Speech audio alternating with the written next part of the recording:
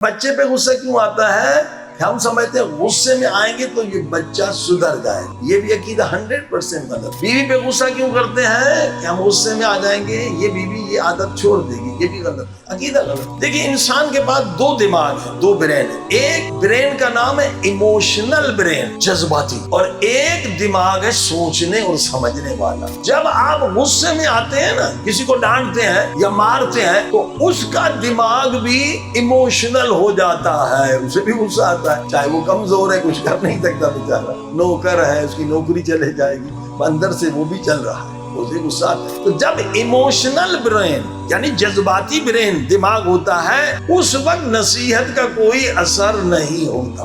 वो जो thinking brain है ना, वो लॉक हो जाता है, बंद हो जाता है। तो आप तो उसे सुधारने के लिए गुस्सा कर रहे हैं ना, मगर जो सुधरने वाली चीज है वो बंद हो जाती है जब आप डांट के बात करते हैं।